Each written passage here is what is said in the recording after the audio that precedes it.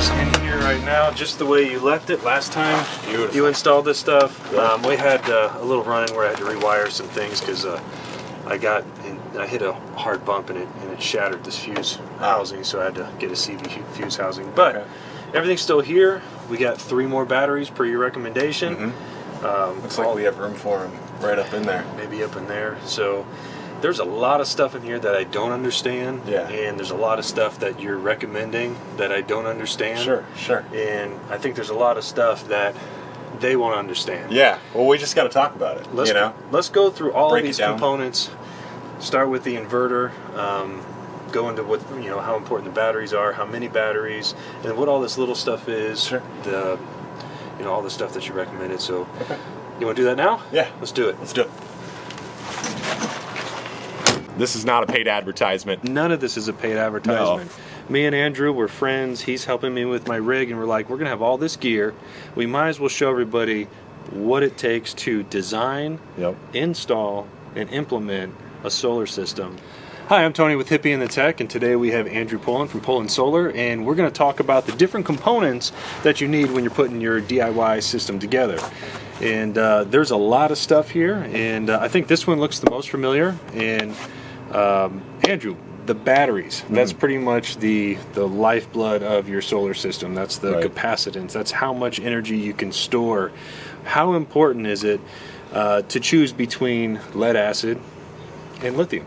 Well, I mean, ultimately it depends a lot on certain factors like budget, space constraints, weight constraints. Some people are really close to their weight limits, and lithium's really beneficial for that. It's really light. Because it's a lot lighter? It is, yeah. Okay. And energy density is really important too, and these are about 2 times more energy dense than like a lead acid battery. So one of these batteries is twice as useful as one lead acid battery. And what are some of the other benefits of lithium besides, of course, you don't see anywhere to put water? Correct. So there's not much maintenance here, is there? It's easy, yeah. It's plug and play. You put it in place and you use it. That's all. So. What about like as far as performance from lead acid to lithium? Are you going to get the same amount of performance? Are you going to get different performance? What can I expect if I have a lead acid system versus a linear?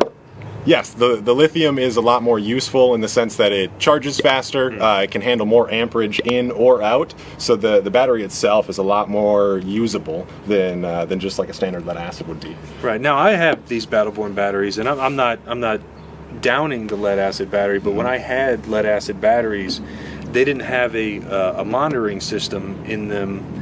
And mine actually, I mean, you were there when it happened. They swelled up. They started spewing smoke. And scary. It was very scary. And so these will allow you to run them down to their usable capacity and then shut off. Yeah, so they have something internally called a battery management system, or a BMS. And every LiFePO4 or lithium iron phosphate 4 is... They all need a BMS. And the reason for that is they can't be used in certain temperature conditions. They can't be discharged down to completely dead. So the BMS kicks in and takes over and saves the battery, saves you from a catastrophic failure. Very good. So when it comes to choosing how many batteries you need, we started off with 3, but we were just using, a coffee maker in the morning, microwave in the morning, and then we charged our computers during the day. So, I mean, we could go 24 hours. Now that we're trying to design a system that is going to be strictly boondocking, we may want to run our AC here and there. Yeah. How do you know how many amp hours or how many batteries you need? I mean, it is a tough question and kind of loaded in the sense that I've seen people with as few as 1 battery and as many as 30.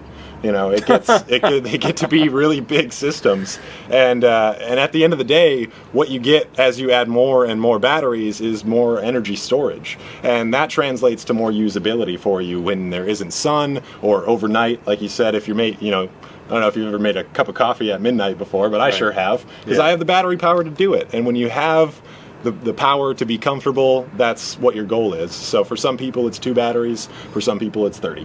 So.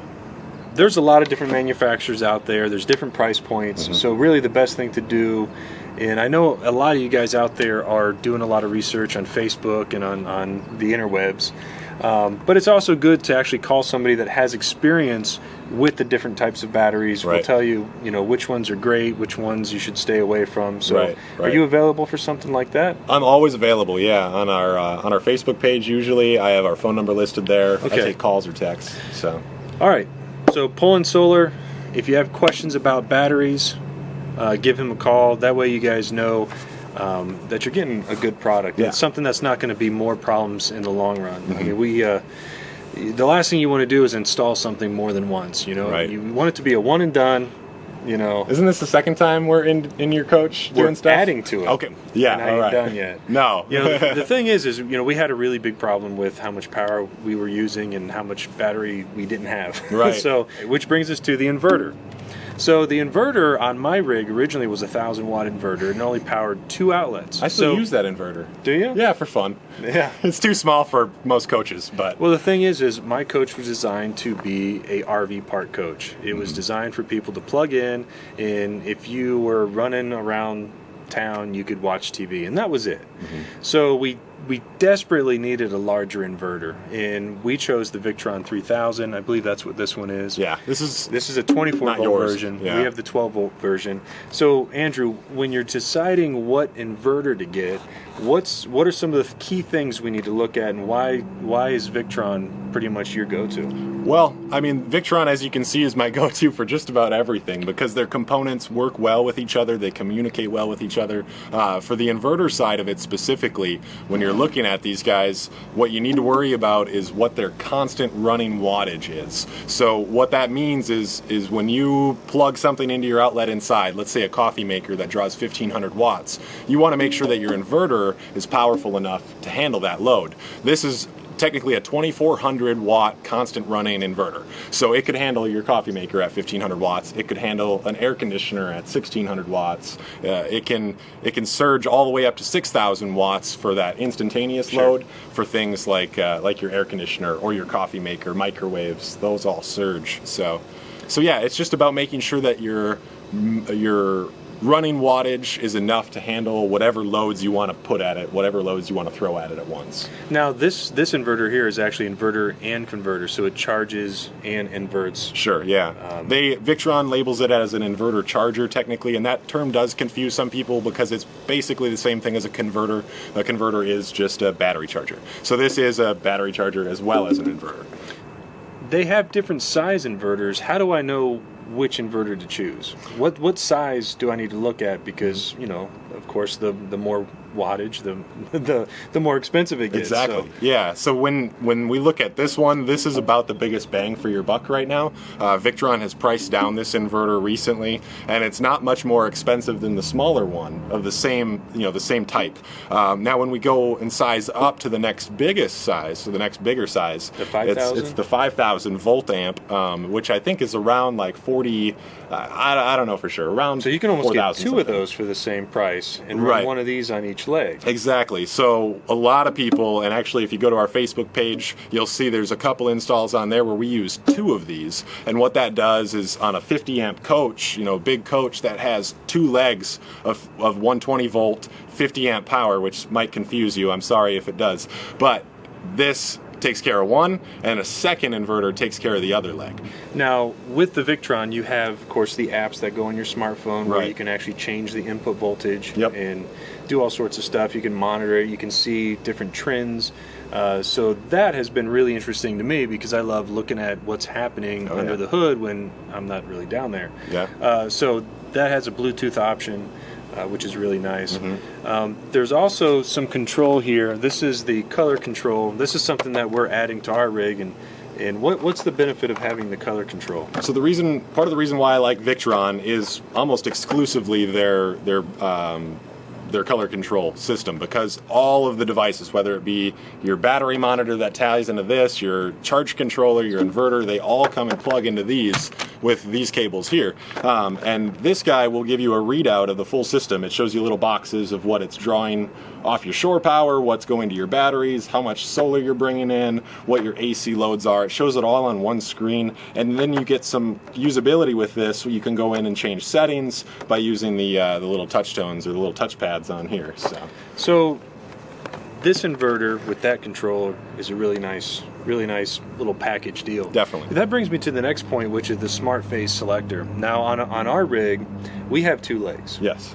And what we had to do, because my little tiny inverter, we put the 3,000 watt inverter in, but we had to move the air conditioners and I believe the microwave to the other leg. So this was just controlling the leg with all the smaller breakers.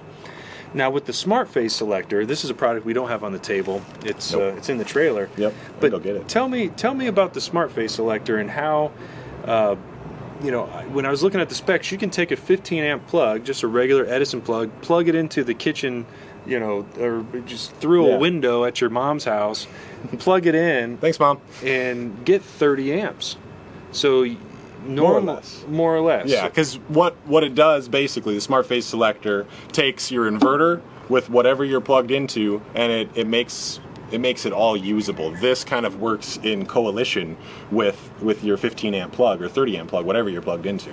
So it essentially almost doubles your power. It can, yeah, yep, or triple it in some instances. Well, I saw on their website you can take a 15 amp Edison plug it into a wall, where if you're mooch docking, which means you're in somebody's driveway, you plug it into their outlet in their garage, and you're still able to run your AC. Now if you take your 50 amp and then you dog bone it down to 30 amp and then down to a 15 amp plug and you try to run your AC on it, you're eventually going to run into problems. You're going to melt something. You're going to start a fire. But with the smart phase selector, you're actually able to run your AC safely. Yeah, which is really nice. So this is all stuff that you just don't know coming off the lot or buying an RV used. This is the information I wish I would have known a year ago. Right. And it's information I wish I would have known before we ever hit the road, because then I would have done all of this right from the beginning and made all the proper purchases before I wasted money on things that I don't even want anymore. We thought it was important enough to show you these products, so we're going to go ahead and show it to you right now. Andrew, thanks for going and grabbing those so quick. Absolutely. So this is the... What is this piece here? This guy is the smart phase selector. So it doesn't look fancy because usually it gets hidden behind a wall, so they don't care much about that. So when you first saw this, when I sent you the picture of it, what was your first instinct? What does it look like? I thought it was a transfer switch. Right, and honestly, that's exactly what it is. It's the bones of a transfer switch with a bunch of relays and extra wires so that it knows when and how to change over the power from inverting to shore power to 15 amp plug. This thing is very intelligent. That's awesome. Well, now let's get to solar. Yeah. How much solar do I need? As much as you possibly can fit is always my go-to answer, but the real truth is you need enough solar to take care of your needs during the day and charge up your battery bank so that you can use it when the solar isn't there. So you need enough for both of those things. So is there any kind of algorithm you can figure out? Yeah, there's a lot of calculators out there. In fact, the company who makes the smart phase selector is called AM Solar. Give them a little credit. They're out of Bend, Oregon. They're a great company. So we're putting on 1,600 watts of solar. I'm going to stop you right there for a second. And I already can see you guys on the other side of this video who are saying 1,600 watts is not enough to run an air conditioner. And a lot of people will tell you that same thing. And at the end of the day, it's not enough to run your air conditioner and keep your batteries charged all day long. And Tony knows that, and it's something I want to make sure you guys know too, because at the end of the day, if you want to run your AC and everything else in your whole coach, you need a lot more wattage than just 1,600. Right. But we're going to run it maybe a couple hours a day. Right. And at the end of the day, if we want to charge our batteries a little more, we'll hit the generator for a couple hours. And your inverter charger is going to get your lithiums topped off in an hour. Right. So that'll be perfect. And that's what most people should be doing when they're trying to run their air conditioner during the day. Instead of running the generator all day, you get a system that can handle the load for most of the day. And at the end of the day, you top off and then you enjoy your night. Right. So this is a smart solar charge controller, Yep. and this is what the solar panels are going to be running into. Now, how do I know which one to get and what size and all that stuff? That's a big variable. So real quick, I just want to point out a couple numbers on the front of this guy. They separate these numbers with a little line. There's 150 and there's 100. The 150 part of it stands for the amount of volts that this charge controller can accept from the solar panels. So that's coming from your roof into this controller, it can only handle up to 150. Now, on your system, I think we're going to be giving it around, around like 45 volts or so. And on a lot of people's systems, that's where they're at. So that number doesn't matter for most people. This number is what's far more important. This is the amperage output, so the most amount of power that this can put to your batteries. 100 amps equates to just shy of 1600 watts, technically. 100 amps times 14.5 volts, which is the nominal charge voltage of a Battleborn battery, gives us 1450 watts that this controller can put into your batteries at any one time. Okay. So, and since the solar, even though we're putting 1600 watts on there, that's perfect conditions. So we're not always going to get 1600 watts. Almost never, unfortunately. That's one downside with solar. People think, you put 1,000 watts on your roof, boom, I got 1,000 watts at my fingertips. But the real truth is the sun has to be right overhead, the temperature has to be perfect, the charge controller has to be perfectly cooled, all of that has to happen, and then you might get 1,000 watts. But that's really very rare. So it's good to kind of overcompensate for... You can, yeah. Some people would say get a bigger controller because they don't want to give up that power if the power is available. My belief is use the controller to its best ability and over wattage it, basically. So if you are getting more power, it might clip off 5 amps. You might be getting 105, but it can only output 100. Okay. So. Now, what are some of the things we can do after we have all this stuff installed, like LED lights? Mm-hmm. What are some of the energy saving things we could do in our rigs to make sure that we're not burning up unneeded amp hours? How much time do you have? All the time in the world. Yeah, absolutely. LED lights that's step number one, I think. It was, in fact, I knew enough when we first hit the road that was the very first upgrade I ever did on our RV, was swap all my lights out for LED. It really lets your batteries last a lot longer. They're about 1/4 of the draw of an incandescent bulb, maybe even a 1/10 of the draw, depending on what you buy. But what it boils down to is you save a lot of battery power by using LED lights instead of incandescents, which... And just make sure that you're not buying the 6,000 Kelvin lights. There are some color temperatures, and you want to make sure it's a warm light. Mm-hmm. Otherwise, it could be very sterile. Yep. So the Kelvin rating, like you said, is based on the color temperature. It starts out, it's a big scale, but for lights, for like LED lights, it starts out at about 2,700, right? Which is nice warm. That's yellow. That's almost candlelight. Yeah, that's like yellow. And then a lot of people like around that like 3,000 to 3,500 range, right? That's where I live. Yeah. Okay. That's the real nice warm light, but still vivid and clear. Mm-hmm. And then the high stuff like 5,000 and over, or if you're ever driving down the road and there's these bright blue lights beaming at you, that's like 10,000 Kelvin. So yeah, that's really bright. I kind of equate it to a hospital surgery room. It's extremely uncomfortable, bright. Hurts your eyes. That's no fun. Yeah. So yeah, when you're shopping for lights, make sure you shop around hard. And ask this guy; he's really knowledgeable. Yeah. Well, another thing that you can do is put a soft start kit on your air conditioners, which is something that you recommended, and we will be installing. This is your Micro Air Easy Start. All right, so this connects to our air conditioner, and what is it? It just has a different capacitor in it? Right, so this is basically a start capacitor.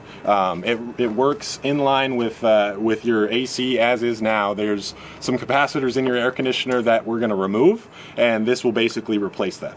And what this does is it takes your initial surge of your air conditioner, which is normally around like 40 to 50 amps. It's a huge amount of power that they draw when they first start up, and it lowers that down to about 1/3. They say it can be down as far as 33% of the original AC, or the original amperage draw. Well, that's amazing, because the initial shock that a compressor puts on your system can be is upwards of 50 some amps. Yeah.